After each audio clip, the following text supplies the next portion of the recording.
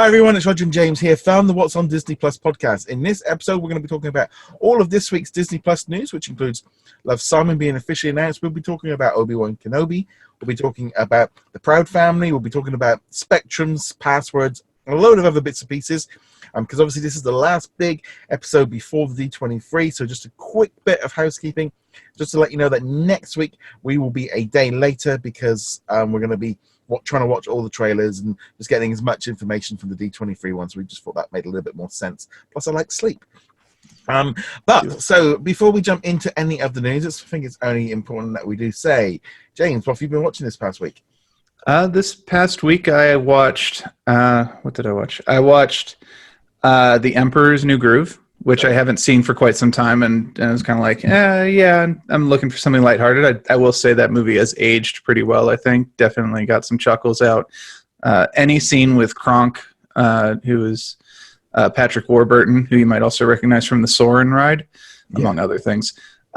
Any scene with him is always like a million times better, just in general. And then on top of that, I also finally got around to watching Ralph Breaks the Internet. All right, yeah. What did you think? I thought it started well. I thought it ended well, and then all the stuff in the middle was just kind of blah. But the ending was solid, and the beginning was pretty good. So overall, an okay movie. Glad I didn't see it in theaters, but seeing it on Netflix was fine.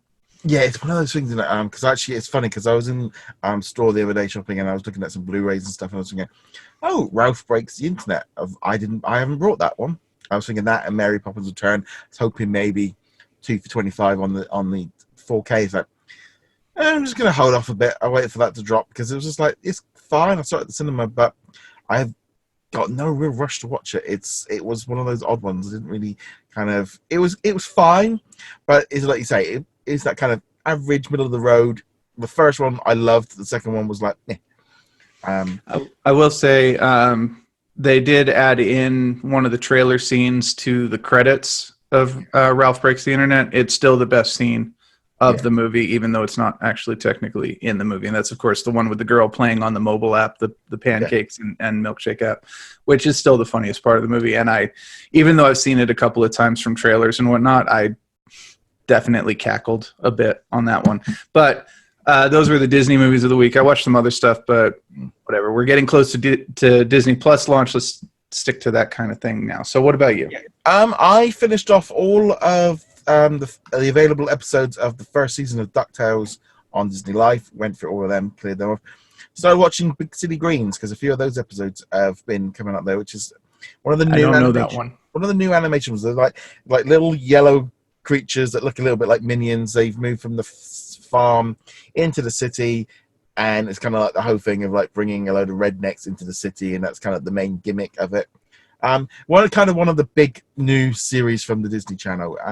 They're just, I think at the D23 they're going to be doing a big thing between them and Amphibia, and yeah, it's just kind of been sort of flicking through and kind of getting rid of bits and pieces. And I was a bit like, let's just kind of try up a few different episodes and see what's going on. It's been a busy week, but yeah, those were my main kind of Disney bits and pieces because we're just waiting really for the new ABC shows and stuff to start coming back for the autumn and fall. They'll all be back soon.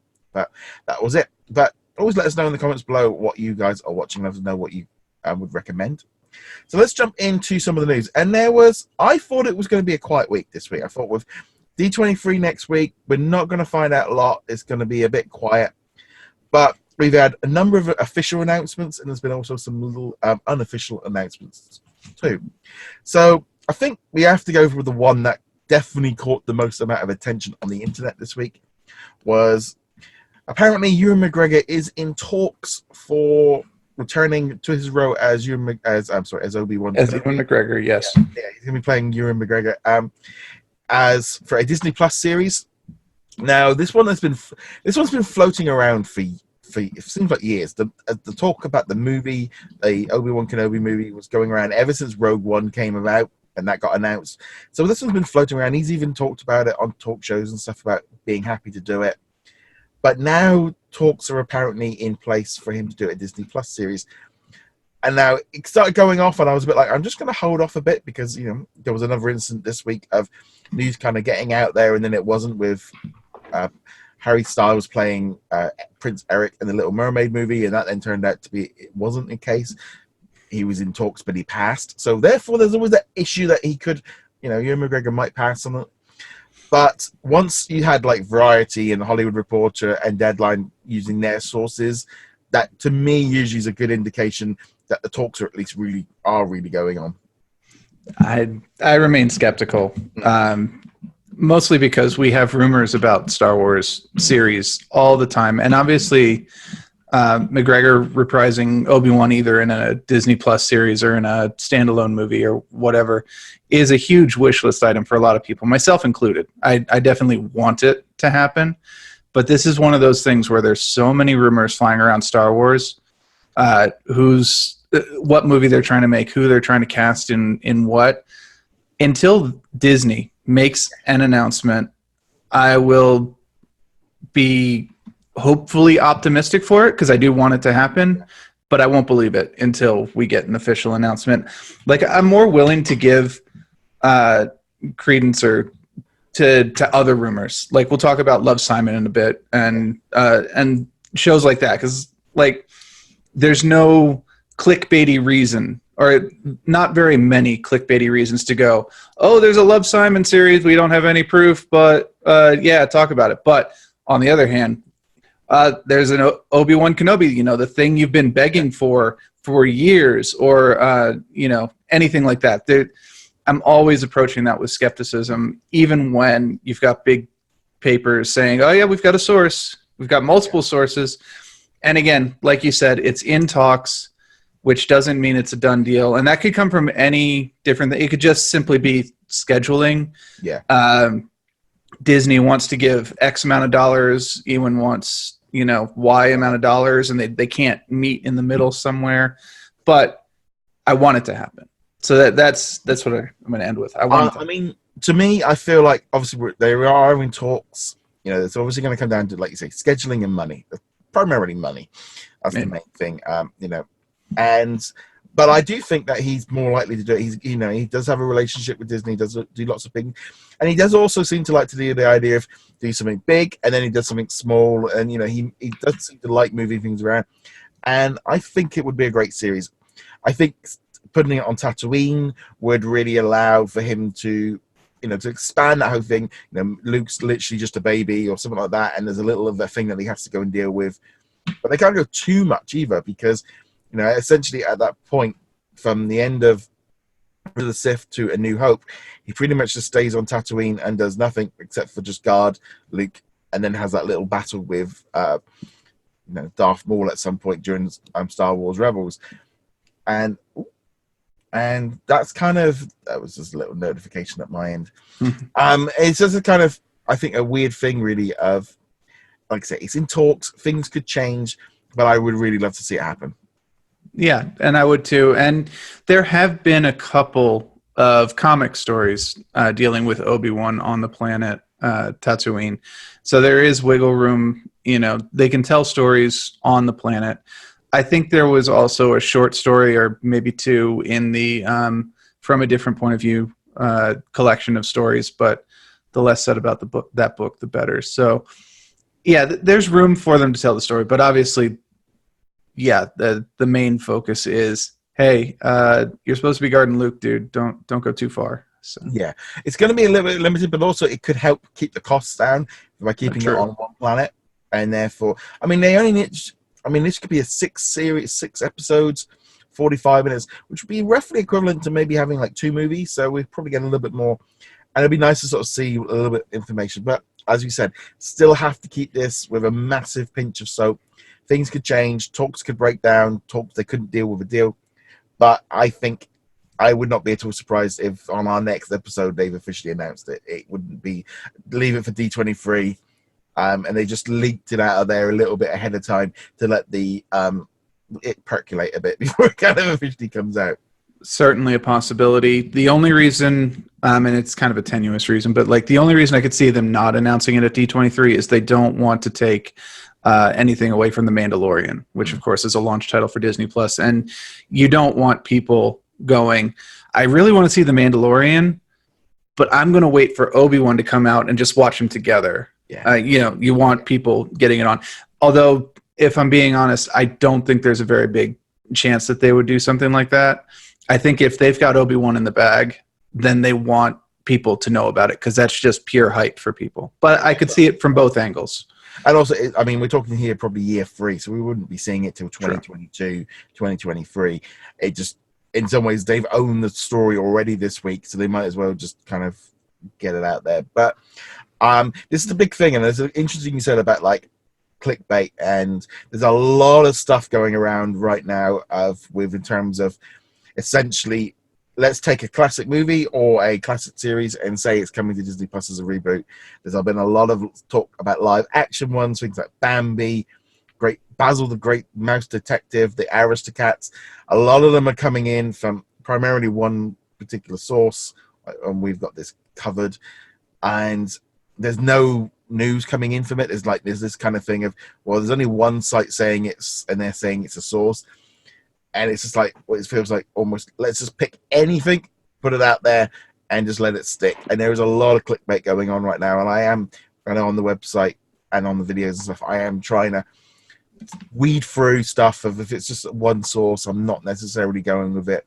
And I'm trying to sort of see. Because there is, again, there's certain trusted sites and stuff that I would go by, and there's some ones I'm like, maybe not. So just be aware that there's a lot of, basically, let's take a title from Fox or Disney and slap it's having a reboot, and everyone's believing it because Disney are kind of giving up their own. They're making it very easy to believe at the minute because they're rebooting everything and remaking everything. So therefore, it's very easy just to pick something completely at random, say it, and people will believe it because Disney are kind of writing their own story for that.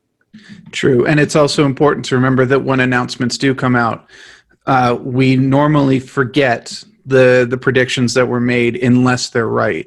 Yeah. So you can, as a website, you can go in and drop down 10 titles and say Disney's planning a reboot of The Cat from Outer Space and Chitty Chitty Bang Bang and all these things, and then they announce only Chitty Chitty Bang Bang, Chitty Chitty Bang Bang.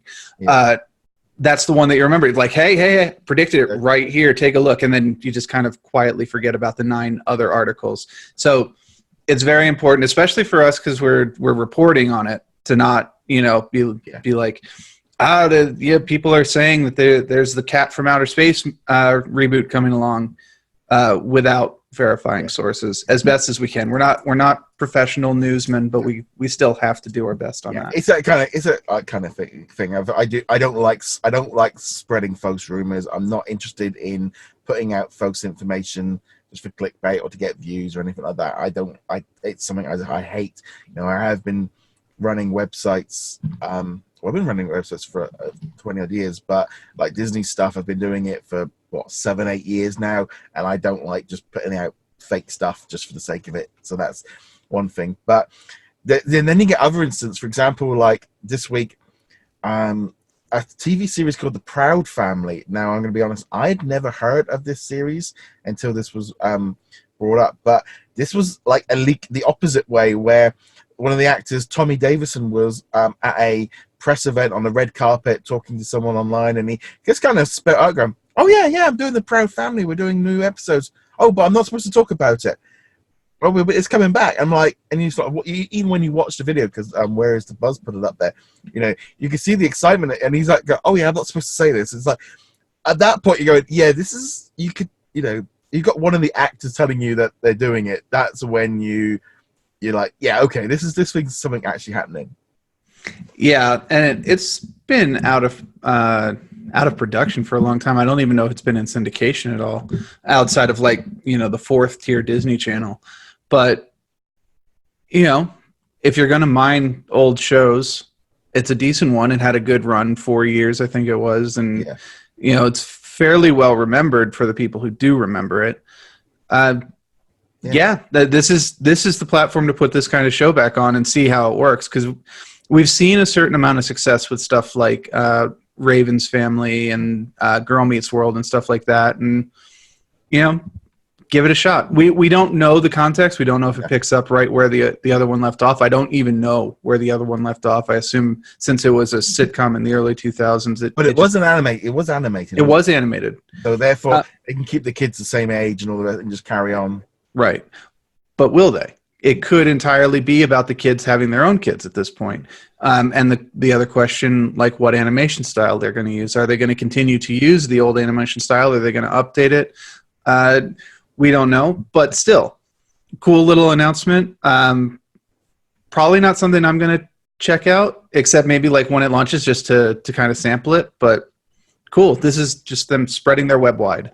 And it's funny as well because when I went back and went through every time this came up, I went back to see. So I was going, oh well, this might mean they'll bring it to Disney Plus. I went back and I actually did see the logo was in the initial thing from way back in April. I completely just glossed over it because I didn't know this franchise. It was just like in a random picture at the bottom, the Proud Family, and it's like, oh, I know what that is now. It's like completely. Again, this is again of the difference of obviously age, but also of what they show over here in the difference in the UK of when that came out. I was banging around about 20 or so I wasn't intending to be watching the real like sort of what I would have called the kids shows at the time.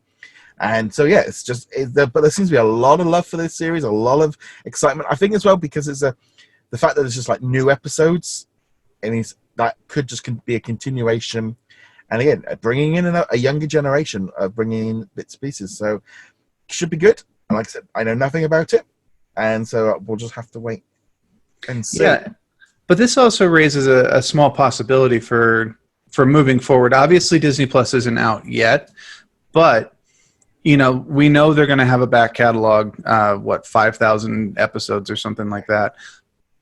If you've got a fan favorite show from back in the day, 1990s, 2000s, whatever, and it ends up being very popular on Disney Plus, even the old stuff. Let's just use DuckTales, Tailspin. We'll use Tailspin as an example, and the Tailspin on Disney Plus starts to really become popular. Someone at Disney will notice that kind of thing, and we could see some of these other shows also making the jump to modern. Now, obviously, that's not the case with the Proud Family. This is before Disney Plus came out. But somebody looked at it and said, this is a good opportunity to mine some old properties. Yeah, I think the one thing with me at the minute with Disney Plus is this kind of where they said, like, when they showed that data back at April of going, like, this is what they've got now and this is what they're going to have in 5 years of, like, well, in 5 years' time, there was only going to be like another 200 movies on there and about another 2,500 episodes, and it was like, well, you'll be making all this content between now and then, realizing then that it doesn't actually the library they're putting on. I'm wondering because like the Disney Life at the minute is not far. It's actually higher. It's got more movies and more TV shows than what's currently being said are for Disney Plus at launch, and it's that kind of thing of going. I'm looking at Disney Life going, I want all the other stuff. I want more.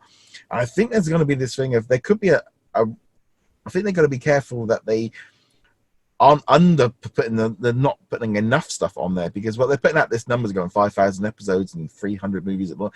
Like they've got so many, and they've not even included the Fox stuff and the Marvel stuff and all the rest of it. That number that they put out back at April for what's going to be available in 5 years' time, I'm looking at going, you're going to need to put a lot more on there between now and then. Now, obviously, I think they were being a bit conservative. I think at the time of what they were saying back in April of what's going to be on there, I think they can always add more, but they can't take it away. They can't say in 5 years' time there's going to be 1,000 or 1,500 movies on here when there's only 500, but they can always go from 500 up to 1,000 and go, oh, well, back then we put more on. It's easy to go up than take it away. Oh, absolutely. And if you announce something, you actually put a title on there and you say, we're going to release this title, and then you come back and go, oh, we're not going to release this title. You will make people angry. It might not be a favorite show, but there will be people who are like, oh, I was looking forward to seeing that again. And then you just kind of disappointed them. Yeah, I think it's definitely going to be a mix-up. I think we're going to see a lot of this. Well, Fox is a whole other conversation that we're going to have maybe later if we have time. But let's move on to the other big announcement of the week from Disney. They officially announced that Love, Simon begins production later this month. This is a new TV series based on the 2018 movie Love, Simon. They are actually going to be bringing back the main actor. He's going to be acting as an executive or as a producer, but he's also going to be doing the voiceover for the series. So while he won't be starring in it, he will be doing the voiceover. So I think that's a nice continuation of this big thing here. They've announced a number of cast members in here. They've announced that they're really excited, obviously, about making the show and all the rest of it. The kind of general gist of it is that they begin in production this month in Los Angeles. Michael Camino, who was in Annabelle Comes Home and Training Day, he's going to be playing the lead role of Victor. Half-an-hour series, and it's being made by 20th Fox TV. Set in the world of the film, the series follows Victor, a new student at Creekwood High School, on his own journey of self-discovery, facing challenges at home, adjusting to a new city, and struggling with his sexual orientation. When it all seems too much, he reaches out to Simon to help him navigate the ups and downs of high school. That's kind of where, obviously, maybe they reach to him through on the internet and something like that. We're going to have his mum and dad in there. They're feeling the pressure for moving across the country. There's also, obviously, they're bringing lots of bits and pieces, and let's say it's a powerful story that embraces the critics and audience alike for its universal messages of authenticity, love, and acceptance. And they said that they're honored to be teaming up with 21st Century Fox for this one. Yeah, no dates, nothing like that. Obviously, it's probably going to be at least next year because if they're only filming it this summer. But for me, I like the idea. It seems like they're obviously going in a different direction, but keeping it close to the original as well. Yeah, and this is the kind of thing we're talking about where it's the kind of remake that works, because there's a lot of story to be mined in there, but it is still a remake, or however you want something. Yeah. Yeah, I don't know. It's either way. Yeah, it's a sequel, but this is the kind of thing that actually works pretty well because I literally just said this, but still, it's the kind of story that doesn't have to end when the credits roll, because especially with this type of story, relationships and so on, it's a lot of the interesting stuff in relationships doesn't happen in the hour and a half, 2 hour movie. They happen in the after. And it will be interesting to see how they go with this, and if they're going to give it a more positive spin, a more negative spin, or just kind of, what, life is really weird, especially at that age. It's going everywhere. And also, just because a character comes out, and in real life, when someone comes out, that's not the end of the problems. That's not the end of the issues, and it's not even just the end of the issues in regards to just that. In terms of just life as a whole, just because you're in a relationship or you've done something, things change, things move on, and challenges to all of that, regardless of your sexual orientation, come in. And this is a continuation of that. And I definitely feel like, being a high school show, kind of cheap. They probably, I'm imagining as well, the actors aren't quite as expensive. But I like the fact that they have got the lead actor from the movie involved in this. So it's not just a straight up, nothing to do with it. And if they may be interconnecting with, maybe they're Skype calling each other or something like that, it could help kind of cross that bridge. Yeah, just great. And also, again, this was one of those things of, it's been officially revealed. We've been talking about this series for months, because each time someone's been cast in the show, that information, we knew about Victor, we knew about the, we've known about a lot of this stuff ahead of time because the information's been leaking out. It's just one of those things. So by the time it did get announced, and we were like, yeah, we kind of knew 3/4 of this already, but obviously now officially we do now know. So that's kind of a cool little series. A couple of other official bits of information. Over here in Europe, Luke Bradley Jones has been named Senior Vice President of Disney to Consumer and General Manager of Disney Plus in Europe and Africa. He's not set to start the position until 2020. Obviously, he's the Vice President, so there is still stuff going on, so don't think that. But he's been working at Sky as the Chief Marketing Officer, where he was responsible for the brand strategy, product and content marketing and customer engagement across all of Sky TV, broadband and mobile products. And he was there for over 7.5 years. He also helped transform the Sky Store, Sky Go Extra, Sky Box Sets, and most recently Sky Q. Now, obviously, for you guys outside of the UK, that doesn't really mean a lot, but for me, that's a very important lineup of stuff that he's been working on. And before that, he spent 5 years at the BBC in their commercial arm, sorting out things like iPlayer. And he spent over 2 years in the US working where he launched on BBC.com and helped work with Netflix, Apple, Xbox, Yahoo. This is a big, he's got a lot of history there in video on demand. This is a big thing, especially for us over here in Europe, of having someone with that amount of knowledge running things or helping out running things for Europe and Africa. That he looks like he definitely knows what he's doing. Yeah, and it counts for a lot having a resume that is that deep and that wide, because he's been all over the place.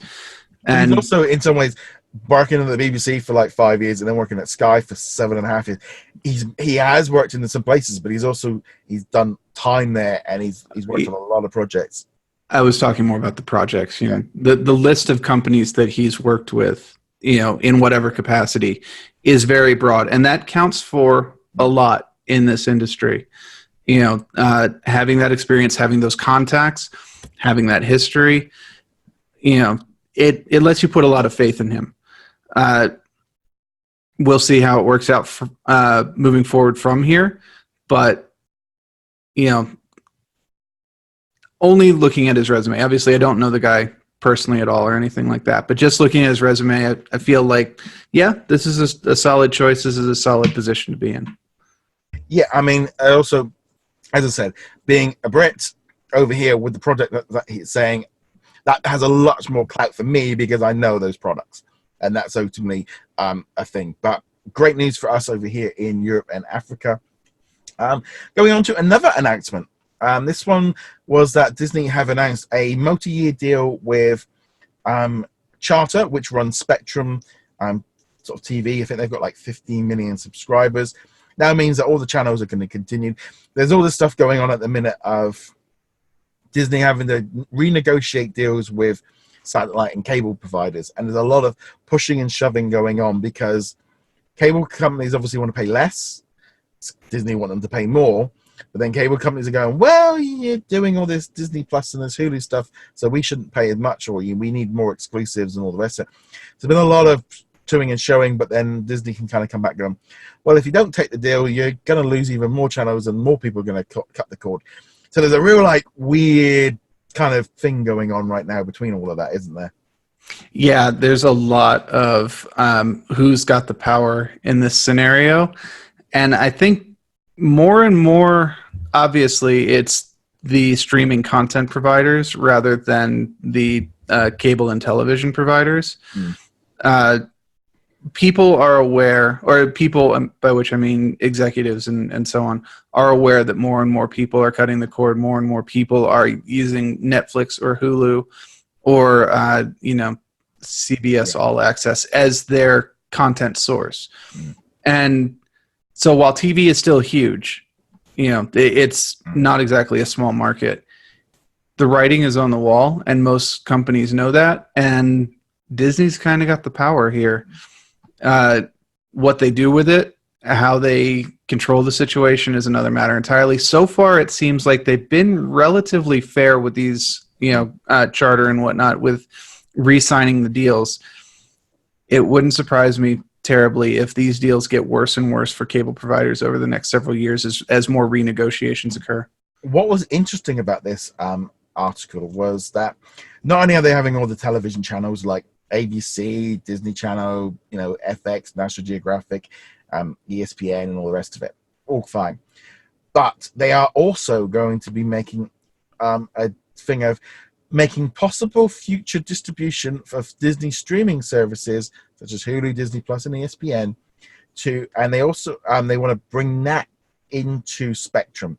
Now, it's very much about, they said that it contemplates Charter's future distribution of, so basically they're sort of saying in the contract they will distribute it, but they aren't kind of really announcing it. It's like an upcoming thing. They're definitely going on the lines of having this content coming through their own set-top boxes, which obviously allow more people to subscribe.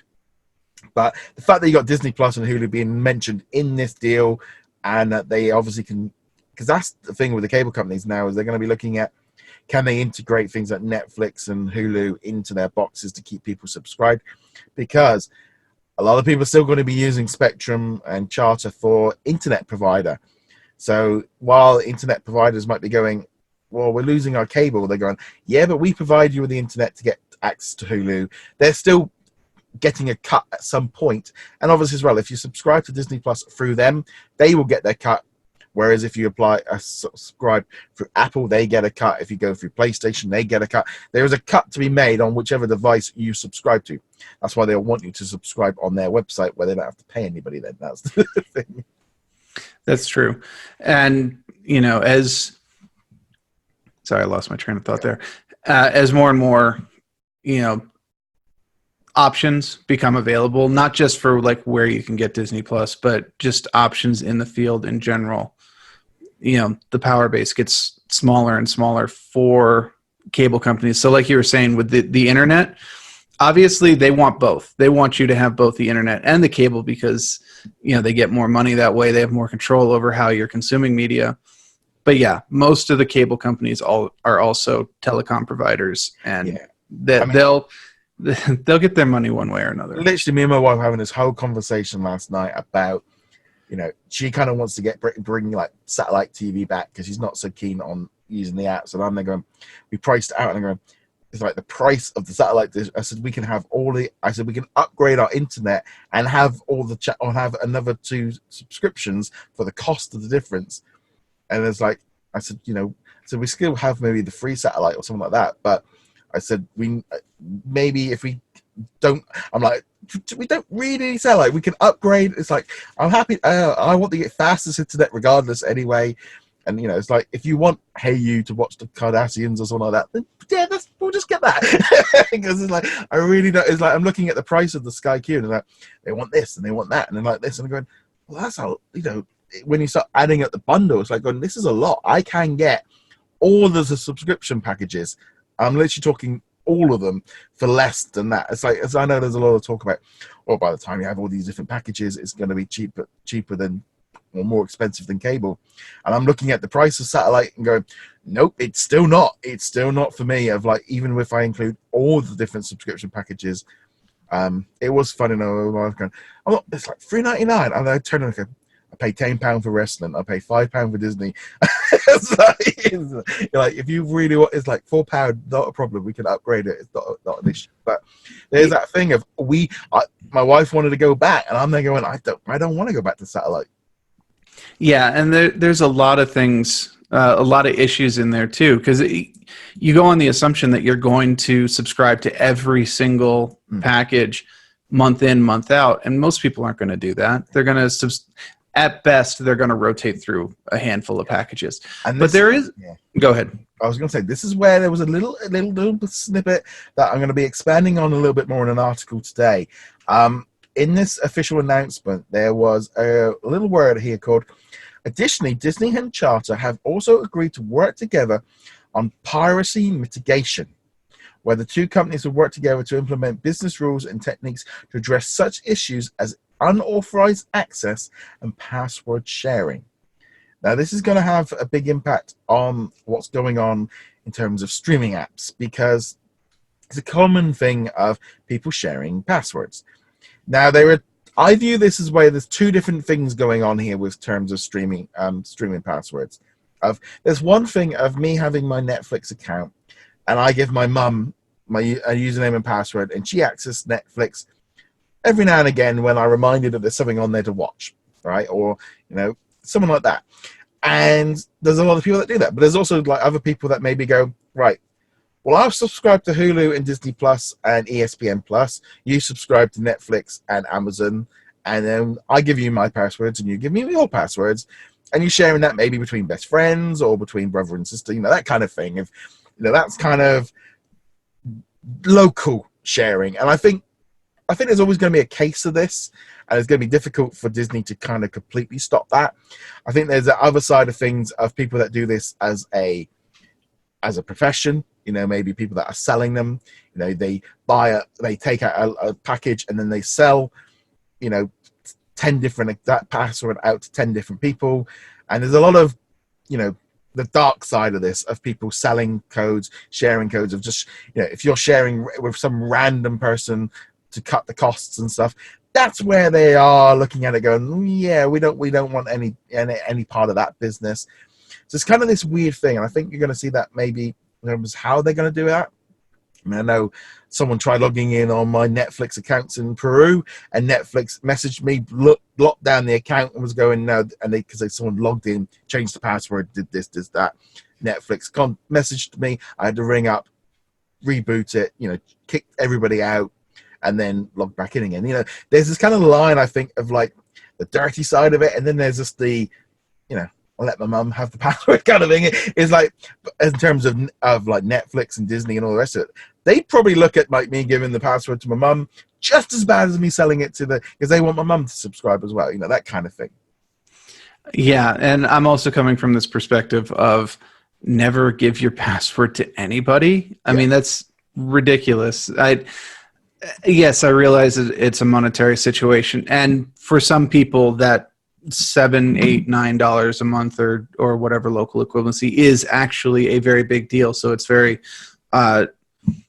it's very useful to share that. And I'm not saying they shouldn't. Not saying everyone's financial situation is different, and if that is a huge impact, then But at the same time, I'm coming from this as like a security situation. Like, no, nobody gets my password. And more than that, if I've got an account and it's got two-factor authentication available, I'm absolutely doing that, which immediately eliminates anybody sharing my account, because I'm not going to let you call me every single time you want to use my account to get the two-factor, and just like, no, that's not happening. But at the same time, I've when I was at, if you logged in, I've done it before where I've logged in on an account and obviously it remembers you, and I've logged in personally into their devices. Because this is going to be the thing of it. I get asked a lot on Facebook and stuff about how many screens, how many different devices, because you can buy more packages. Like the Netflix one, we have two concurrent logins, or you can have some of them that only have one.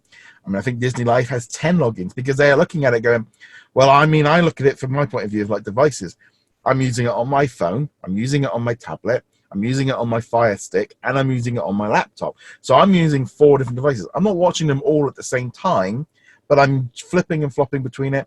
If my wife then logged on with her on her app, or your kids are running around, there's that line of like offering you like just general use, and then obviously there's, you can have 10 screens, and then you've given out your you've logged in on 10 different areas, and there's 10 people watching it all at once. There's that line of, you want to it's going to be an odd one, really, I think, with terms of password sharing and access. I think the key thing here is going to be access, because if they notice, for example, someone is watching it in California, and there's another person watching it in Chicago, and there's another person watching it in New York from the same login multiple times, and it's constantly happening, because maybe you came to the UK and you watched Netflix for 2 weeks, and then you went back to London. I don't think that's not, that shouldn't be blocked straight away just because you're in London and it's dropped it up. But if that's picked up maybe the 3rd, 4th, 5th, 6th, 8th week, that's when it's going to start being automatically picked up. Yeah, but even then, say you're a business traveler, and every weekend you go to New York and you spend your weekdays in Washington, D.C., you obviously bring your tablet to keep yourself entertained. You've got very little else to do. So now your login record is 5 days a week in New York, 2 days a week in Washington, D.C. That can look suspicious. It doesn't even. But then over time, a picture would be made up, and that becomes the regular thing. And also, if you've got an account which is constantly logging in at different IP addresses during the week and going, the computer system's going to look and go, oh, this is a person that's on the move all the time. The algorithms are going to work that out. It's not just going, it's like data and time, isn't it? It is, and this would fall into, like, say, credit card charges, the same kind of technology that your bank uses to track. Oh no, he's all around this town all the time with occasional trips over here. That's within. Oh, but someone down in Peru is using his card all of a sudden, and that kind of thing. But again, algorithms take time. Yeah. We have all this machine learning. We have all this talk about AI. It's not really AI, but buzzword. It's not just punch in 2 numbers. He views his television shows from home, and he views his television shows from the office, and occasionally maybe at an airport, something like that. The machine learning isn't going to go, oh, 3 IPs. Phew, all right, we got him locked down. It's something that takes time over months. And so the real question will be, how much time does Disney give before we go, this is a pattern, this is outside the pattern, or, and it's got to be a while. And then you've got the other things of even within the same household on multiple devices. If it's, let's just take myself. I live by myself. And let's say in bed, I'll watch it on a tablet. In the living room, I'll watch it on the television through the PlayStation or the Xbox. And in the kitchen, maybe I'll have it up on I don't actually have one, but let's say an Amazon Echo, with the screen. That's one thing. And then maybe I'll watch it on my computer. That's 4 different devices. And now, is it 4 different people watching it? Is it one person watching it in multiple locations? And that's just a one-person thing. If you've got a family, you've got little Charlie and little Jane, and they're both watching at the same time in different rooms. How do you track that? There's so many technical problems with this, and Disney will have to figure out a way if they legitimately want to. But again, like the scenario you're talking about, you're watching it in the UK, and then all of a sudden there's a random login in Peru, and there's a random login in Russia. And that's kind of obvious. Yeah. This is the thing. I think like Disney Life, they currently have 10 logins or 10 devices. And I think there's going to be that thing of devices versus concurrent logins. They're going to want a family to be subscribed, and the kids are watching it on a tablet and you're watching it downstairs. They aren't bothered about that, because that is illegal use. They're not going to be going, well, Timmy needs a subscription, and they wouldn't have done the whole profile thing if that was the case, because I know like Now TV doesn't tend to do that. So if my mum watches it, then it comes up that I know that she's watched it. But whereas if you've got profiles, it doesn't do it. But it's that thing of, they're going to be watching it. And I think the trouble is everyone jumps straight to the thing of password sharing and cutting down and going. Most of this is about trying to restrict illegal use. It's about trying to stop people selling it, sharing it, going onto a Reddit and then sharing it. And there's that, and then there's the password sharing between friends and family. And I think there are two.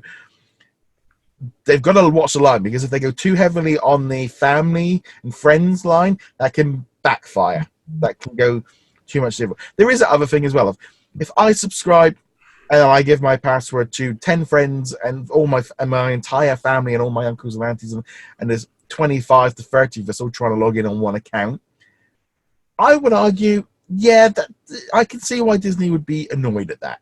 And not even annoyed, of going, no, that's not what you're on. You're not paying. So you don't go into Disneyland and everyone that's on your shoulder or under your arms can come in because they're not touching the floor. That's technically it's like, well, there's only one person went through the thing, but they're all on top of the show. And it's like, no, there's a line. It's like you go to the cinema. Every person that goes in has to pay the seat price to get in. There's that line. And I'm a little bit more in that grey line of going, you need to give a little bit. There needs to be a little bit of give. There has to be a little bit of realism of going, if there's 2 logins, from a family, I don't think they should be. They're not, and I can't even see that they're going to be doing that. But they have to go down the line and go, we need to take this seriously as well. Yeah, and I think at the end of the day, it's going to be more of an eye towards the very obvious. Because there's too many what ifs involved with trying to track down, you sharing with your mom, or you sharing with, you having it at your bakery, with on the television or something like that. I don't even know if you have one, but let's say you did, having it running on the television at your shop, just as background noise for your customers.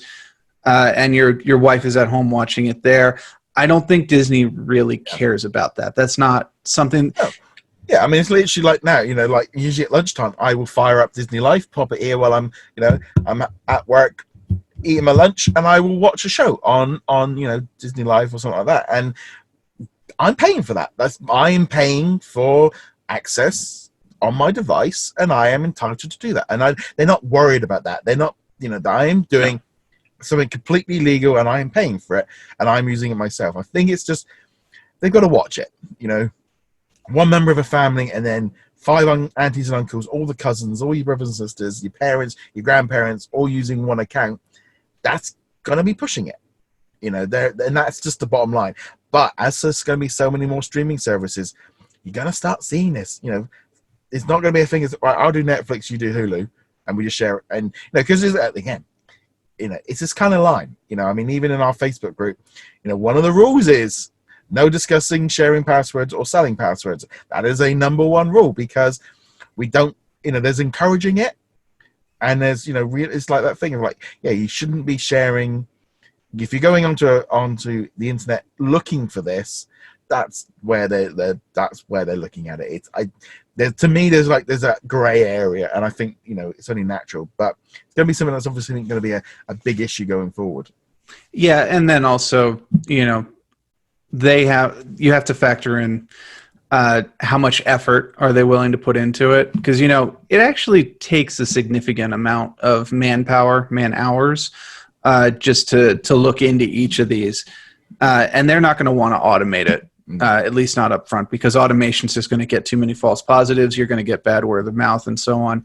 So assuming we've got a couple of people working on it, they're really only going to be worried about going stuff that's big time. Yeah. There's again, if you have one account and they've sold that username and password to 100 people, and there's 100 people trying. There's a reason why they have concurrent logins of like Netflix. I think my one is like 3 streams at once.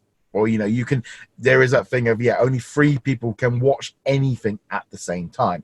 There's a difference between devices and concurrent streamings. That's the other thing. I have 5 devices, but if all 5 of them try logging on at the same time, I don't know if it would allow you to do that. There's that kind of line of they view that there's a difference between the two. It's a concurrent login, or concurrent streaming is the thing that they're watching for, rather than the different logins. And I think that's the thing. If they don't want every member of your family all watching Netflix, watching a different show all at the same time, that's when it's going to flag up that there's something wrong going on. And frankly, from your own point of view, maybe you're that close with all the members of your family, but even if you are going to password share, only do it with people that you absolutely 100% trust.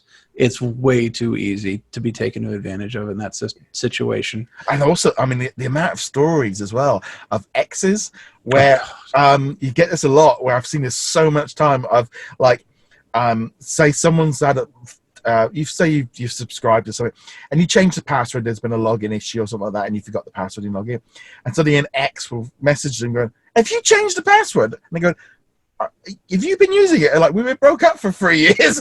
And it's like, that's the thing as well, is a lot of that goes on of like exes using logins and stuff so if you really want to mess anybody up and you've just broken up, make sure you change your passwords, because they won't like it.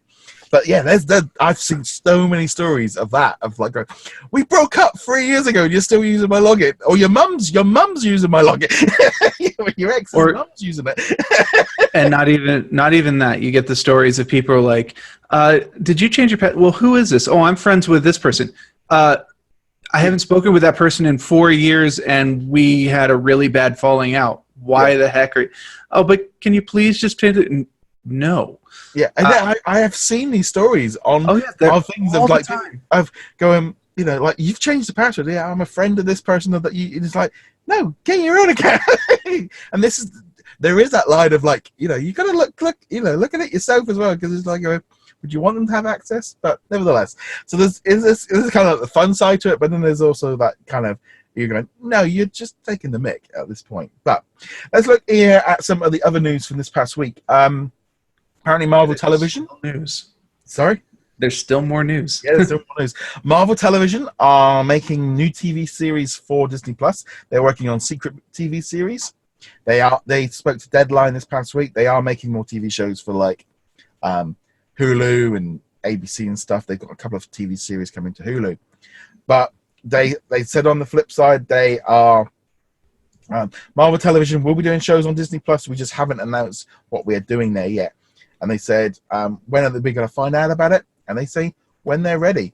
But the main thing is they're kind of running there's a couple of different divisions. You've kind of got Marvel Studios doing their thing, and Marvel TV's been doing their bits and pieces, but they're all becoming a bit erratic. They're not really crossing over. I mean, we've got the Runaways and Cloak and Dagger crossing over, but that seems to be a natural progression.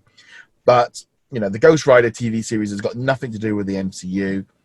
But I like the fact that they are kind of, you know, they are looking at Disney Plus. And, you know, I think at the minute now, Disney are just like, we make shows and then we work out where we're going to sell them after. This seems to be the thing. Yeah, I mean, no real surprises here. We know they're going to continue. The Marvel name is a cash cow. It still is. You know, Avengers doing great. Far From Home did fantastic. The television shows, say what you will about Agents of S.H.I.E.L.D., it's about to have its 7th season. Granted, it is the last one, but it's planned to be the last one. It's not like it. And then we've talked about it plenty. Yeah, my one thing with Agents of S.H.I.E.L.D. is I feel like it's like we're cancelling it because then it gets rid of all the issues with Netflix. And then we're going to bring back Agents of S.W.O.R.D., a brand new series that doesn't have any of the restrictions of, you know, they wouldn't be at all surprised if the characters and stuff moved over and then it gets out of, you know, apparently they were saying they were surprised by Netflix cancelling it and, you know, they had plans for more TV series. I'm going, yeah, okay. I think we're thinking of the wrong shows because Agents of S.H.I.E.L.D. is their broadcast show. It has nothing to do with Netflix other than a distribution right. Yeah, there was the thing. Netflix had an old deal with them where as long as the show kept getting made, they had first dibs. So by cancelling it, it's like The Simpsons. They've got the same thing with the syndicate channels. As long as they keep making the shows, those channels have first dibs. So it's like if they cancel The Simpsons, those contracts go. And obviously if they bring back The Simpsons or do something different, then technically then it's a new show and a new contract and all the rest of it. So I think there's that part of it. But generally as a whole, I think there's a lot of movement going around within Marvel of what they might find. I think personally, what's going to happen is if those Marvel Studios TV shows get as big and as good as I am expecting them to be, it wouldn't surprise me if they go, yeah, this Marvel TV stuff needs to shut it down, lock it, because I think they're shoving stuff on Hulu. They're mixing things up, and this is what the problem's been since the MCU came into effect for the last 10 years. Like they're trying to fix it at the same time. You've got this other division going off and doing their own little thing of like this horror stuff happening on, you know, these like was it Hellstrom, Ghost Rider, and there's a few other things that they're working on. It's like, yeah, I know what you're saying, but you are confusing matters, and people see live action, they think MCU, and Netflix, you know, you make reference to the event in New York, you've then connected it to the MCU. You can't kind of cross out, you know, like Cloak and Dagger go, oh yeah, I know somebody in, you know, New York, that's, you know, Luke Cage, name drop Luke Cage, and then not expect people to, you know, connect the dots. Yeah, I mean, that's the whole point of putting the dots there in the first place. Yeah, but we'll see how they go with it. It would be nice if they just kind of consolidated everything as best they could, but I don't know. Either way, looking forward to what they do. And it's good that they're branching out. You know, they've got Hailstrom and all that stuff. And, you know what, not my kind of thing, but it lets them tell different kind of stories and still be within the MCU. It's kind of like what New Mutants should be in an ideal universe. Yeah. You know, it's taking the X-Men framework and telling a horror story. We're not going to go off on a tangent about New Mutants right now. Plenty of them. There was that one quote from apparently in a report this past week of being Disney are underwhelmed. Is it underwhelmed? Yeah, unimpressed with New Mutants because there's a whole thing going on with Fox. I mean, we talked about it a lot last week, but Disney just looked like they just went in there and they've gone, right, okay, where's all those books, all those stuff you're working on yet? Throw it up in the air. We're not doing any of that. We're doing remakes of Home Alone. And now everyone's going, Fox is looking very, they need to do some damage control on this stuff quick. I think they need to, because this past week it's been nasty for Fox of just, they've literally just like, we're getting rid of it and just kind of using them to make, it's been a bad week for Fox, isn't it? Yeah, but they also don't care anymore. They got their money. Yeah. I will say, and this is, and we will move on right after this, is unimpressed or underwhelmed is corporate speak for this is terrible. Yeah. So take that as you will, and let's move on to another subject because we've beaten New Mutants to death more than Disney possibly could. So there was a lot of talk, as I said, about Fox this past week because kind of it was one of those weird things. It fell out of the investors' call last week. We talked about it last weekend, but it kind of picked up steam as during the week went on because I think the like I say the big websites like and big ish newspapers like Hollywood Reporter started doing their own digging into what has been cancelled because there was reports, the Mega Man movie was gone, Assassin's Creed, everything was put on hold, and they're only doing like 6 movies a year. There was over 300 or something in active development. Whole tons of stuff got canned, and there's a lot of stuff that was in progress, but there's a lot of things moving around. There's a lot of shifting around within Fox, and we don't really know what's going on and how Disney are looking at this brand of what they're going forward with it. And it's not the same thing that Fox was doing. This is now Disney running them, and they are looking at projects very differently.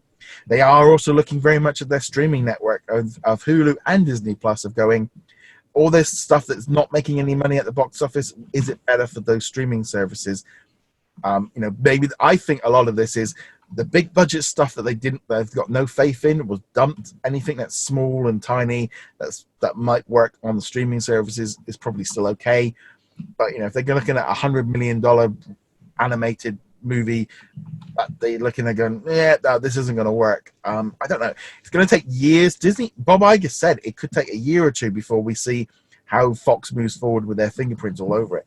It just feels like at the minute there was a lot of news of just me saying literally like Bob just threw the whole division under the bus. And there's been a lot of, and then of course coming out with all these remakes and reboots, there's a lot of weird messy messaging going on at the minute. Yeah, and it's kind of to be expected. Obviously we want good news to come out of the Fox deal, announcements of new movies and stuff like that. But before Disney can really get to the movies they want to do with the Fox properties, they've got to clean the slate, and that means, getting rid of all the rest of it or dumping it on Disney Plus or Hulu, and it doesn't make for happy headlines. Yeah, the thing is to me is I kind of, as an analogy, you've just brought a house that is full of somebody's stuff. There's furniture, leftover tchotchkes. Yeah. You just got something in an auction. You've got someone's complete house, and you've got their entire life in this house. And you walk into it, and you go through it the first time, and you cherry pick all the best bits, all the stuff that's worth stuff. You're picking up the jewelry, you're picking up the television, you're picking up maybe the first edition Harry Potter that's been sat there. You're going to pick up all this stuff, and you're going to take the good stuff. You're then going to start going, right, okay, well, we need to clear the living room out. So this is the kind of okay. This stuff we can work with. We can do this. We can do that. You're going into the kitchen and go, this is out of date. That's gone, And then you go into the garage. I remember with one house, a shed was just full of screws, wood, chip, the whole lot just had to be dumped. And it's kind of, I feel like with Disney going in with Fox, are just going, that's worth something. That isn't. We'll sell that. We'll keep that. Everything that Fox has done is not going to fit in with them.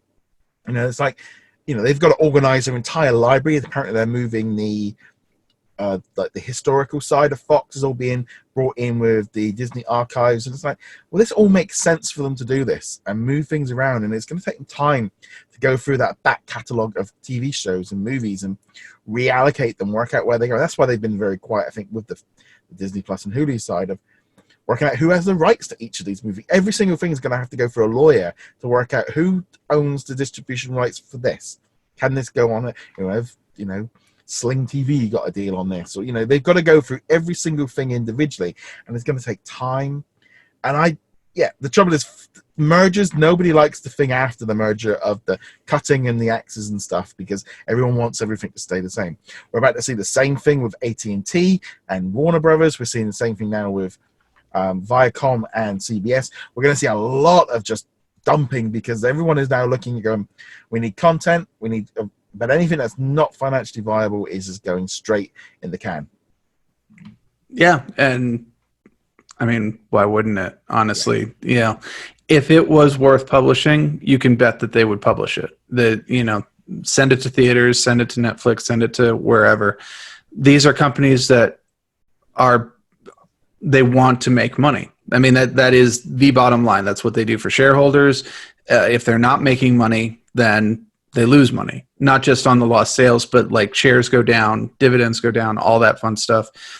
And yeah, if they're looking at stuff and they're going, this is junk, this is junk, this is junk, it's not just because they don't like it. They're looking at viability. They're looking at, can we make the money back from it? Is it worth the effort of marketing this, buying the airtime and all that stuff? And yeah, so yeah. The thing is as well, if had Disney not even brought 21st Century Fox would have been in a problem, because they've had a real problem with Breakthrough, the X-Men movie, Stuber, now this like Racing in the Rain, which it seems to be doing very well critically, but it's not pulling in the money. And they said, I saw someone out saying, well, even if Disney hadn't have brought it then, Fox wouldn't be now looking at their projects going, because they didn't have a very good year last year as either.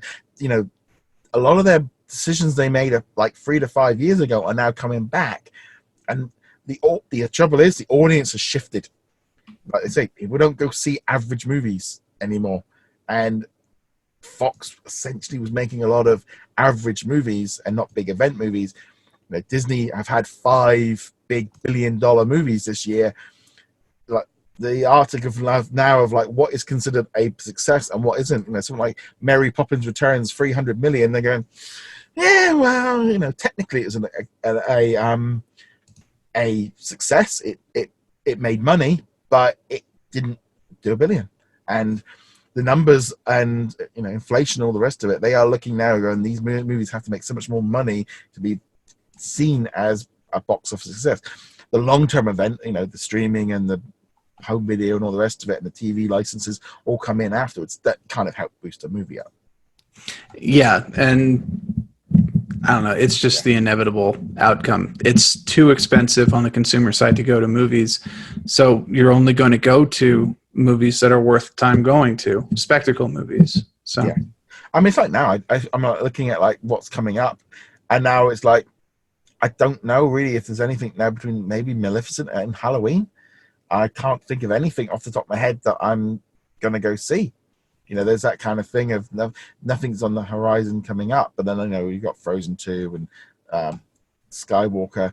But I can't even think of any of the other companies. I mean, I don't think there's a new Fantastic Beast or anything like that. But, you go see these big event movies and Disney have got that cornered. But nevertheless, this is just going to be a continuing thing running on. A couple of Disney Channel things to close out the news.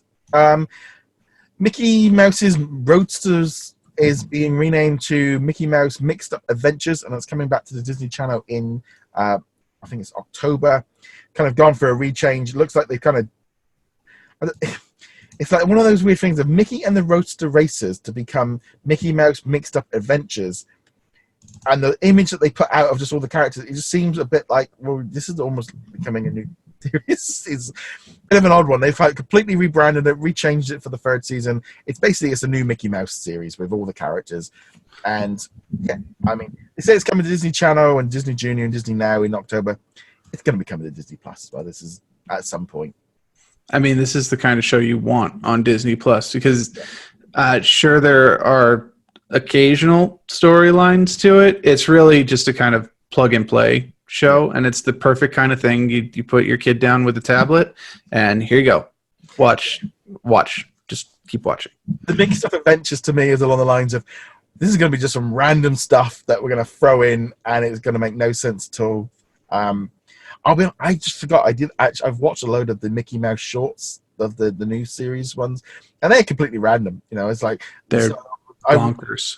The first one was like they're in France. It's like the very first episode they're in like we like croissants, and then the next episode, they're all in English, and it's like it's just random, and this works because kids will work. But it's kind of good to see Mickey Mouse kind of continuing on with a new series. On the sad note, they kind of went the exact opposite way for Star Wars Resistance. They confirmed that the 2nd season is going to be coming to the Disney Channel in October, and obviously onto Disney Now. No word yet on Disney Plus launch, but I expect it will follow pretty soon. There was a new trailer. We got to see, Kylo Ren. The animation seems to be kicking up a bit, but at the same time, it was the second and final, so it was a cancellation at the same time, which really kind of caught a lot of people are going, hey, is this has only just started and what was cancelled already? They didn't really. This one was not. This did not. It did not catch on. I don't know if it's the art style or the way it's done, but this did not catch on. And Disney have just kind of cut it. Well, it never got good word of mouth. It never got good marketing. You'd be completely forgiven for forgetting that it exists at all. And I was actually thinking about this a bit during the week. When you look at stuff like Clone Wars and Rebels, the two successful ones, they add something useful to the Star Wars story. Yeah. Rebels obviously shows the history of the rebellion, but it also covers, the Darth Maul arc.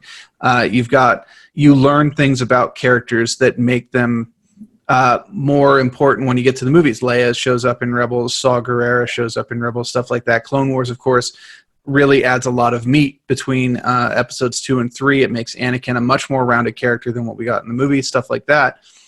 You go to Resistance and you're kind of like, what does this give us? What do we know now that we didn't know at the beginning of the first season? The only thing I can really think of is that the First Order is going around basically playing a protection racket game, which, okay, cool. That tells us a little bit about how the First Order is able to take over the Outer Rim and become this major force. But outside of that, nothing. We don't know anything that makes Force Awakens or Last Jedi pop that much more, where you can go, oh, I know more about this situation because I saw it in Resistance, where you can do that in Rebels, you can do that in Clone Wars. And we don't know what's in Season 2 yet. It does look like they've got some major players. I mean, Kylo Ren at least showing up. Yeah. But at the same time, you're going, this isn't really adding anything. We're not getting something out of Resistance that makes these movies better. And they needed to do that. Especially considering how this is the new generation. This is the sequel era. And you're like, yeah, but we don't know jack about the sequel era. We know nothing about that gap between Return of the Jedi and The Force Awakens. And this doesn't help bridge that at all. It's funny because, I haven't seen any of these yet because they're not on Disney Life. There's a few of the short ones, but I don't like watching them because that almost feels like you're just clipping out bits of the series. I've been waiting for, once it goes on Disney Life or Disney Plus, I'll watch the whole series. But it's funny because I went to Star Wars gaming night the other night at my local games club. I'm there with the X-Wing things, and there's got 5 or 6 of us all just talking Star Wars gibberish, and we're talking about Resistance and them not put, and they've announced they were going into the X-Wing game, and I've seen all the Lego sets on sale, and it's the merchandise for this stuff didn't catch on because the series didn't catch on. And we were talking about bringing in the characters like Rey and stuff into the games that we're playing. And they've done it, but they've not really done it a lot. And we were saying about how they've seemed to have this new sort of generation of they're going back to the Clone Wars, and they've been so all over the place. Instead of filling out Rey and Finn and Poe, every bit of Star Wars is trying to cover the Clone Wars, the main era, something like Solo and all the rest of it. They've been trying to do too much when they should have focused purely on this new generation. And things like Resistance just got lost in the shuffle because there was more excitement about the Clone Wars or about Rebels or I don't know. I don't feel they've really pushed this trilogy, the new trilogy, enough with filling it out. And this series just did not hit the mark. The animation style, I think, put adults off watching it. Whereas I think Clone Wars and Rebels pulled adults into it because it's a really odd one. And I know now, obviously, all the Clone Wars stuff that was naff when I was a teenager and an adult, because I looked at this kid stuff. The next generation coming up are now looking at it as their main source, and they love it, and they've got nostalgia for it. Whereas they're looking at the Resistance and the new movies and going, it's not like the prequels. I've already gone. We've said this before, but talking to people that were younger than me, how they're looking at it so differently. They're looking at the new going, I don't really. It's not the same as the Clone Wars, and they're comparing it to that. Yeah, and Disney kind of backed themselves into their own corner here because, it was the Clone Wars. It was the original trilogy that got people into Star Wars in the first place. Obviously, you know, that is why the franchise is so valuable, is you've got this big, rich history starting with the original trilogy, going into the prequels, and then adding in the Clone Wars and Rebels, and just like you've got this big, and that's even before you add in the books, the comics, and all that stuff. And my impression is that, you know, they're looking at it and they want to have that Luke, I am your father moment in the new trilogy, you know, that one where the audience goes, but that's meant that they've had to be so secretive about everything in this new trilogy that we don't get all that extra stuff. The Poe Dameron comic doesn't reveal much of anything. Resistance doesn't reveal much of anything. The few books that have taken place, like Aftermath, don't reveal anything. The most important thing they reveal is that Wedge is injured right after the battle of in Return of the Jedi, and that's why he's not in the new trilogy. Really, it was because the actor didn't want to be involved, but that's beside the point. And yeah, they kind of are in like a cake and eat it too scenario, except they forgot to bake the cake in the first place. So I don't know, because we were having this exact talk about, like, you know, them putting in these characters of them being so secretive that they don't want to let anything on because they don't want any leaks. You know, I told them all about the Disney Infinity video game issues of where the game was being made and they didn't have access to any of the content from the second half of the movie and basically had to make it all up. And, you know, they all had, and, you know, we were saying that, like, with even down to the games that we were playing, you know, I was using a couple of ships from the First Order, and, like, these ships don't equal what they were in the movies because they didn't know what they were.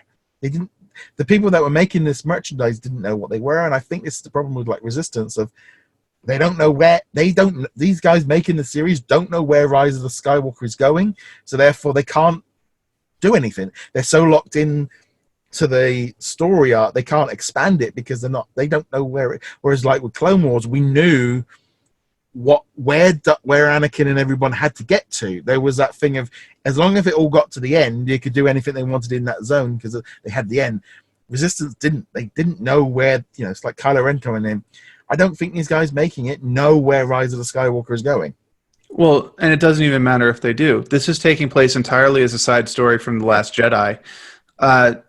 And so we already know these characters aren't going to impact the events of The Last Jedi. They're not going to show up at the end, you know, in the battle with the Salt Flats, and all of a sudden, you know, the Aces show up and, oh, that's why the TIE Fighter. No, it's because the Millennium Falcon and Kylo Ren with his obsession. So they don't get to have an impact on the story.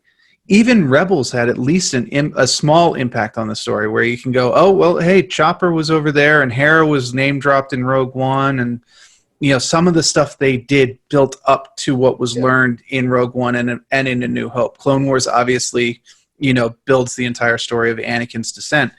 Resistance, we're looking at going, what do we get from this that makes the movies better? And I can't answer that.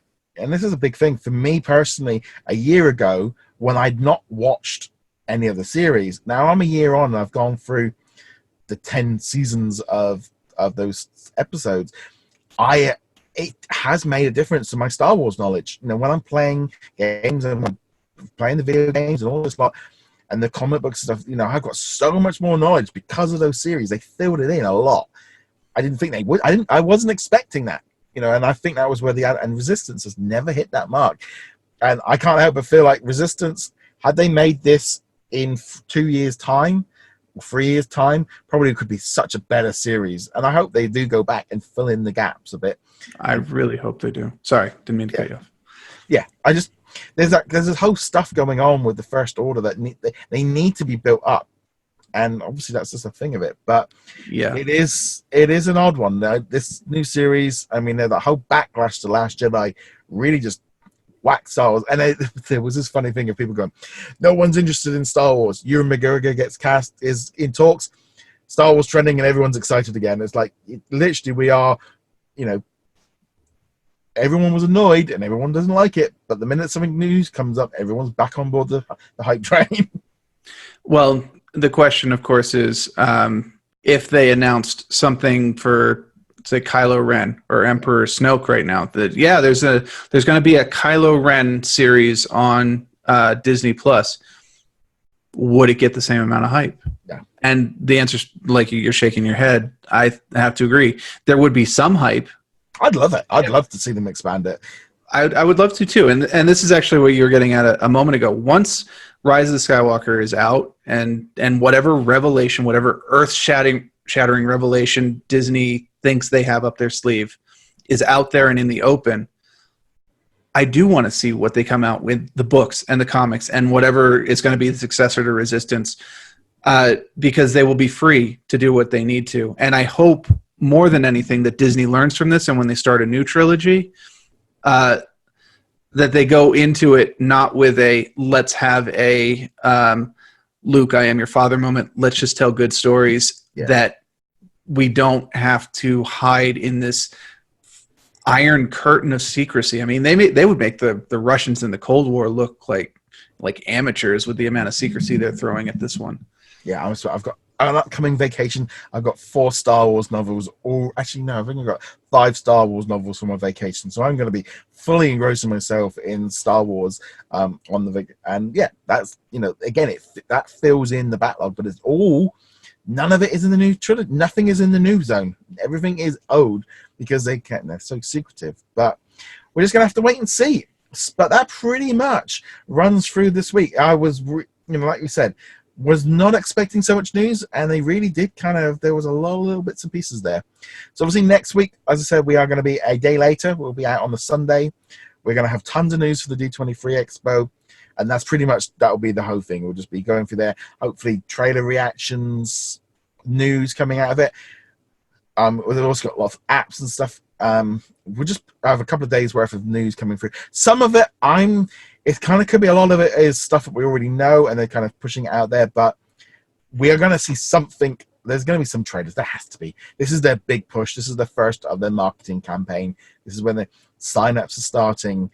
Yeah, I think we're going to have a lot of stuff next week to talk about. Well, I hope we do. I think there'll be a lot of trailers. There'll probably be a lot of trailers we don't get to see because we're not there. That said, if we don't get a publicly released Mandalorian trailer, I will be A, extremely mad, and B, extremely surprised. That's the one core that I'm thinking right now. High School Musical, Lady and the Tramp, and Mandalorian, all launch day titles. We're going to see trailers for all 3 of them. They're completely different audiences. That's going to be the 3 core ones. We might see some of, was it the Jeff Goldblum series, Forky Ask a Question. We might be see a little bit of information, but those 3 are the key ones that I think we're going to see. Right. Footage. They've been releasing images of Lady and the Tramp and stuff and a High School Musical. That seems to make a lot of sense, but we're just going to have to wait and see. So until then, make sure you do go check us out over at whatsondisneyplus.com. There's going to be obviously lots of articles on all of this as they're happening. We putting out all the information when it comes through. We're hoping that it's going to be live streamed. They've been teasing at that they are going to be live streaming certain panels. We don't know what they are going to be. They've got a stage show where they're going to be announcing stuff. So we'll be going through all of that. There's going to be tons of information. I'll be trying to get videos up on the YouTube channel and stuff as well. It's going to be a busy week. I know I've already scheduled in pretty much that whole weekend of time that I'm not working is doing Disney Plus stuff. So until then, as I said, subscribe, like, follow, and we shall see you guys next week. Laters. Later. Happy D23. Yes. Go get them.